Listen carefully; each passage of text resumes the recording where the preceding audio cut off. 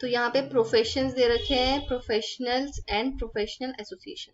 तो हमारा पहला वो है मेडिकल प्रोफेशन। अभी अगर किसी को भी मेडिकल प्रोफेशन में जाएगा तो वो क्या बनेगा, ठीक है, उसका प्रोफेशन क्या होगा, डॉक्टर होगा, ठीक है। तो उसे एक्वायर करने के लिए उसे कहाँ जाना पड़ेगा, मेडिकल काउंसिल ऑफ इंडिया में जाना पड़ेगा। अब हमारा सेकेंड है लॉ प्रोफेशन, ठीक है, उससे लॉ प्रोफेशन से क्या बनेगा, उसका प्रोफेशनल क्या होगा, लॉयर होगा, ठीक है। उसके लिए उसे कहाँ जाना पड़ेगा, बार काउंसिल ऑफ इंडिया। ऐसी अकाउंटिंग प्रोफेशन है, कंपनी सेक्रेटरी प्रोफेशन है, कॉस्ट अकाउंटिंग प्रोफेशन है, इंजीनियरिंग, इनके लिए ना अलग अलग एसोसिएशन में जाना पड़ेगा, ठीक है।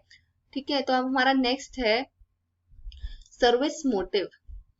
ओके, तो service motive, professionals are expected to emphasise services to their client rather than economic gain. ठीक है, जो प्रोफेशनल्स होते हैं उनकी सबसे पहली प्रायोरिटी क्या होती है कि वो अपने सर्विसेज, अपनी क्लाइंट्स को अपनी सर्विसेज ढंग से प्रोवाइड करे, ठीक है। ये नहीं होती कि वो अपना इकोनॉमिक गेन मतलब करें, ठीक है, पर उनका सबसे पहली प्रायोरिटी होती है अपनी सर्विसेज अच्छे से प्रोवाइड करना अपने क्लाइंट को, फिर होता है उनका गेन, ठीक है। अब नेक्स्ट है code of conduct. The activities of professionals are regulated by a formal code of conduct. The code is prescribed by the professional association of which he is a member. ठीक है, इसका मतलब ये है कि जो भी एक्टिविटीज होती हैं, जो प्रोफेशनल एक्टिविटीज होती हैं, वो हर एक एक्टिविटीज किसी रूल और रेगुलेशन के हिसाब से होती है, ठीक है। और जो ये रूल्स होते हैं वो कौन बनाता है, वहाँ के जो प्रोफेशनल एसोसिएशन जो होता है वो बनाता है वहाँ के रूल, ठीक है। अब हमारा थर्ड टॉपिक है एम्प्लॉयमेंट। अब हमारा बिजनेस और हमारा प्रोफेशन हो गया, अब हमारा थर्ड है और लास्ट है employment. Employment means an economic activity where people work for others in exchange for some remuneration. Employment का मतलब ये होता है कि ये एक इकोनॉमिक एक्टिविटी होती है जिसमें एक इंसान एक दूसरे इंसान के अंडर, ठीक है, काम करता है और उसके बदले में उसे क्या मिलता है, रेम्यूनरेशन मिलता है, मतलब उसे क्या मिलती है, सैलरी मिलती है, ठीक है। जैसे कि बहुत सारे लोगों के, जैसे बहुत सारे लोग बच्चों के पापा जैसे जाते हैं किसी के ऑफिस में काम करते हैं तो उन्हें क्या मिलती है, सैलरी मिलती है, वो किसी के अंडर काम करते हैं, ठीक है। तो यहाँ पे लिखा है the person who work for other are called employees. जो भी पर्सन होते हैं जो किसी के अंडर किसी और के लिए काम करते हैं तो उन्हें हम क्या बोलते हैं, एम्प्लॉइज बोलते हैं। The person or organization which engage others to work for them are called employer, ठीक है। और कोई भी पर्सन या ऑर्गेनाइजेशन जो दूसरे लोगों को अपने अंडर काम करवाता है तो उन्हें हम क्या बोलते हैं, एम्प्लॉयर्स बोलते हैं, ठीक है। तुम्हारे पापा के बॉस क्या होंगे, जैसे तुम्हारे पापा एम्प्लॉय हैं तो उनके जो बॉस होंगे वो क्या होंगे, एम्प्लॉयर होंगे, ठीक है। The remuneration given by an employer to his employees is known as wage or salary, ठीक है। एक जो रेम्यूनरेशन होता है जो कि एक बॉस अपने अपने काम जो उसके अंडर काम कर रहा होता है यानी एक एम्प्लॉय को देता है तो वो किस फॉर्म में होता है, एक वेज या फिर सैलरी, ठीक है। वेज मतलब वेज और सैलरी में वो क्या डिफरेंस क्या होता है, वेज जो होती है वो डेली बेसिस में मिलती है, ठीक है। जैसे कि एक फार्मर है, ठीक है, तो वो किसी एक इंसान की फील्ड है तो वो उसकी फील्ड में काम कर रहा है तो उसे फील्ड में काम करने के मतलब हर रोज रोज का पैसा मिलेगा, जैसे एक दिन का 50 रुपए 100 रुपए जितने मिलेंगे, ठीक है, ठीक है। तो उसे कहते हैं वेज। और सैलरी होती है जो महीने महीने मिलती है, जैसे हमारे पेरेंट्स को मिलती है, ठीक है, वो होती है सैलरी। लिखा है the employee performs the work assigned to him by his employer as per the terms and condition. जो भी एक एम्प्लॉय होता है वो उस तरीके से वर्क करता है जैसे कि उसकी एम्प्लॉयर ने उसे बताया होता है, जिसी भी टर्म्स एंड कंडीशन पे उसे बताया होता है, ठीक है। There is an oral and written agreement between the employer and employee, ठीक है। जब एक एम्प्लॉयर और एक एम्प्लॉय के बीच में एक ओरल क्या होता है, रिटन अग्रीमेंट होता है, ओरल या फिर रिटन एग्रीमेंट होता है, ठीक है। The employee acts under the guidance and control of his employer. जो भी एक एम्प्लॉय होता है वो किसके अंडर और किसकी गाइड के अंडर काम करता है, ठीक है, एक एम्प्लॉयर के अंडर काम करता है, ठीक है। The employer may be a government department, undertaking or a private firm, ठीक है। और एक एम्प्लॉयर होता है वो कोई भी हो सकता है, एक या तो गवर्नमेंट हो सकता है या फिर प्राइवेट हो सकता है, ठीक है।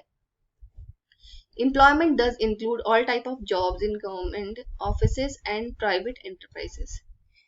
एम्प्लॉयमेंट में क्या क्या चीजें आती हैं, सारी जॉब जो कि गवर्नमेंट ऑफिस में होती हैं और एक प्राइवेट एंटरप्राइजेस में होती हैं, ठीक है। उसके अंदर मतलब एम्प्लॉयमेंट में ये सारी जॉब्स इंक्लूड होती हैं, ठीक है। When a professionally qualified person work as an employee, he is also said to be an employment. अगर कोई प्रोफेशनली क्वालिफाइड इंसान है, अगर वो भी किसी के अंडर काम कर रहा है, तो वो प्रोफेशनल नहीं होगा, वो क्या होगा, एक एम्प्लॉय होगा। ठीक है, वो एक एम्प्लॉयमेंट के अंदर काम कर रहा है। जैसे कि फॉर एग्जांपल अ डॉक्टर में B occupied in a hospital. ठीक है, एक डॉक्टर है, ठीक है, अगर वो अपना खुद का क्लिनिक चला रहा है और उससे अपनी अर्निंग कर रहा है, तो उसका मतलब तो ये है ना कि वो एक प्रोफेशनल है, वो अपना खुद का काम कर रहा है। ठीक है, पर अगर वो किसी के हॉस्पिटल में काम कर रहा है, ठीक है, तो मतलब वो क्या है, एक एम्प्लॉय है, एम्प्लॉय। ठीक है, और हॉस्पिटल क्या है, एम्प्लॉयर है। ठीक है, a chartered accountant chartered accountant may be working as an accountant in a company. ठीक है, कोई भी चार्टर्ड अकाउंटेंट है, वो किसी भी कंपनी के अकाउंट्स डिपार्टमेंट में काम कर रहा है। ठीक है, तो वो क्या हो गया, एक एम्प्लॉय हो गया। या कोई भी lawyer may serve as a law officer in a bank. ठीक है, जो लॉयर होते हैं वो अपनी एक लॉ में सर्व लॉ ऑफिसर बन के एक बैंक में काम कर रहे हैं, तो वो भी क्या हो गया, एम्प्लॉय हो गया। ठीक है, various example of employment are as follows. अब एम्प्लॉयमेंट के कुछ एग्जाम्पल्स हैं, तो वो है a teacher teaching in a school और कॉलेज। एक टीचर है जो कि एक स्कूल या कॉलेज में पढ़ा रही है। ठीक है, and engineer employed in municipal corporation of Delhi. एक इंजीनियर है जो कि कहाँ पे काम कर रहा है, म्यूनिसिपल कॉर्पोरेशन ऑफ दिल्ली में। ठीक है, तो वो उसके अंदर काम कर रहा है ना, तो मतलब वो खुद का काम नहीं कर रहा, वो किसी और जगह में जाके काम कर रहा है, तो उसे हम क्या कहेंगे, एम्प्लॉयमेंट। ठीक है, और ये इंजीनियर क्या होगा, एम्प्लॉय होगा एक। An accountant working in the account department of a country. एक अकाउंटेंट है जो कि एक कंपनी के अकाउंट्स डिपार्टमेंट में काम कर रहा है। ठीक है, तो वो क्या होगा, एक एम्प्लॉय हो गया। A person working as a plant manager of the factory, a nurse और doctor working in a hospital. ये सब लोग जो है क्या होंगे, एक टाइप के एम्प्लॉय। हमारा इस चैप्टर का लास्ट टॉपिक है distinction between business, profession and employment. इन तीनों के बीच में डिफरेंसेस। ठीक है, तो पहला है हमारा मोड ऑफ एस्टेब्लिशमेंट।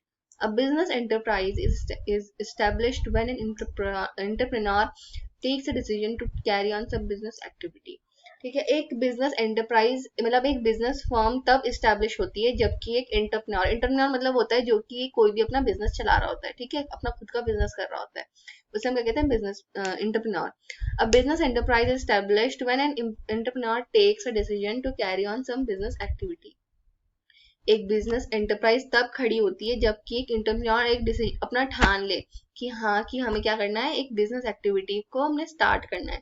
ठीक है, in a profession on the other hand the membership और enrolment of recognised professional association और इंस्टीट्यूशन इज एसेंशियल। प्रोफेशनल में क्या होता है, द मेंबरशिप और एनरोलमेंट ऑफ रिकॉग्नाइज्ड प्रोफेशनल, मतलब एक प्रोफेशनल एसोसिएशन और इंस्टीट्यूशन का उनकी एक डिग्री होना। ठीक है, उनका एक मेंबरशिप का वो एक प्रूफ होना क्या होता है, जरूरी होता है किसी भी अपना प्रोफेशन को स्टार्ट करने के लिए। ठीक है, in order to take up employment a person has to enter a contract of services। और in order to take up, और किसी भी एम्प्लॉयमेंट को पाने के लिए एक पर्सन को क्या करना पड़ता है, कॉन्ट्रैक्ट ऑफ सर्विसेज को एंटर करना पड़ता है। ठीक है, मतलब उसे सर्विसेज प्रोवाइड करनी पड़ती है। तो अब हमारा सेकंड है nature of work. A business exists to provide goods and services to satisfy human wants।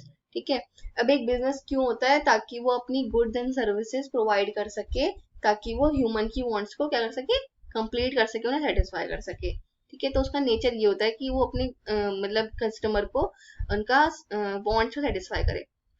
On the other hand, a professional render personalized services of a specialized nature to his client। और दूसरे हाथ में क्या होता है, जो भी एक प्रोफेशनल होता है वो क्या करता है, अपनी सर्विसेज, स्पेशलाइज सर्विसेज होती है, अपनी क्लाइंट्स को क्या करता है, देता है। ठीक है, लास्ट में है an employee perform the work assigned by the employer under the contract of services. और जो एक एम्प्लॉय होता है वो क्या करता है, वही वर्क करता है जो कि उसके एम्प्लॉयर ने उसे बताया होता है, under the terms and condition, यानी under the contract of services. जो भी उसकी सर्विसेज का जो कॉन्ट्रैक्ट हुआ होगा एम्प्लॉयर एम्प्लॉय के बीच में, तो वो उसके हिसाब से वो वर्क करता है अपना। ठीक है, इसमें तीसरा है qualifications. No formal education is compulsory in order to carry on a business. ठीक है, कोई भी इतनी बड़ी एजुकेशन की जरूरत नहीं होती किसी भी बिजनेस को स्टार्ट करने के लिए। जैसे तुमने सुना होगा कि हमारे कि बच्चा पढ़ नहीं रहा तो उसके पापा बोलते हैं तेरे लिए तो हम ये ठेला लगा देंगे, तुझे दुकान में बिठा देंगे, मतलब उसके लिए यही होता है। ठीक है, कि हम तुम्हें दुकान में बिठा देंगे और तुम ये करना। ठीक है, तो उसके लिए हमें कोई ज्यादा एजुकेशन की जरूरत होती नहीं है। यहाँ पे लिखा है but for a profession specialise knowledge and training are essential. ठीक है, पर प्रोफेशन के लिए हमें क्या करना पड़ता है, अच्छे से पढ़ाई करना पड़ता है, हमारे पास एक स्पेशलाइज नॉलेज होनी चाहिए, ट्रेनिंग होनी चाहिए, ठीक है, बहुत जरूरी है, उसके बिना प्रोफेशन एक्वायर नहीं कर सकते, ठीक है। इसमें है minimum education qualification are prescribe for every profession, ठीक है, मतलब इसमें लिखा है कि मिनिमम एजुकेशन क्वालिफिकेशन तो होनी चाहिए किसी भी प्रोफेशन को पाने के लिए, ठीक है। इन case of employment the required qualification depend upon the nature of the job. Employment के केस में ये होता है कि जैसी भी जॉब होगी उसके हिसाब से ही हमें अपनी क्वालिफिकेशन को रखना पड़ता है। जैसे कि अगर जैसे छोटी मोटी जॉब है, ठीक है, तो उसके हिसाब से हमारी क्वालिफिकेशन, जैसे अगर समझो अगर कंपाउंडर की जॉब है तो उसके लिए हमें ज्यादा एजुकेशन की जरूरत नहीं होगी, लेकिन अगर हमें जॉब करनी है, बहुत ही बड़ी कंपनी में जॉब करनी है, किसी मैनेजर की, अकाउंटेंट की, किसी की भी जॉब करनी है, तो उसके लिए हमें क्या चाहिए होती है, अच्छी नॉलेज चाहिए होती है, ठीक है। तो हर जगह नॉलेज मैटर करती है, डिफर करती है, ठीक है, ये होता है। चौथा है main objective. In business the basic motive is to earn profit. Business में सबसे पहला मोटिव क्या होता है कि वो प्रॉफिट अर्न कर सके, ठीक है, ताकि उनका बिजनेस चल सके। A professional, on the other hand, is expected to emphasize the service motive and sense of mission.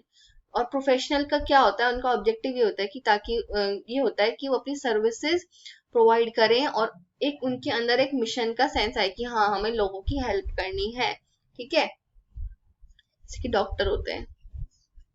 That is why a rigorous code of ethical behavior is laid down in every profession. इसलिए जो हर profession में एक ethical behaviour जो होता है होना चाहिए, हर profession में एक अच्छा बिहेवियर, एक रूल्स और रेगुलेशन होने चाहिए, ठीक है। In case of service, the motive of an employee is to earn salary and receive other benefit, ठीक है। और एक एम्प्लॉय का मेन ऑब्जेक्टिव ये होता है कि वो अपनी सैलरी अर्न कर सके और अलग अलग बेनिफिट भी पा सके, ठीक है। नेक्स्ट है इन्वेस्टमेंट। इसमें है every business require capital depending upon the nature and scale of operations, ठीक है। एवरी बिजनेस रिक्वायर कैपिटल, अगर जैसे देखो इसका मतलब ये है कि अगर तुम छोटा बिजनेस स्टार्ट करो तो तुम्हें ज्यादा चीजों की जरूरत नहीं पड़ेगी। जैसे तुम सिर्फ सब्जी का, जैसे तुम सब्जी खोल रहे हो, सब्जी का तो तुम्हें सब्जी की जरूरत होगी बस ज्यादा से ज्यादा, और अपनी ठेली या फिर कोई भी दुकान तो उसकी जरूरत होगी। लेकिन अगर तुम एक बहुत बड़ा जैसे सुपर डिपार्टमेंटल स्टोर खोल रहे हो तो उसके लिए तुम्हें बहुत सारी इन्वेस्टमेंट करनी पड़ेगी, तुम्हें अपनी इंटीरियर डिजाइन करना पड़ेगा, सामान उतना लाना पड़ेगा, ठीक है, और अपने स्टाफ भी हायर करना पड़ेगा, ठीक है, ये होता है। अब लास्ट है, a professional also has to invest some capital to establish an office for rendering service.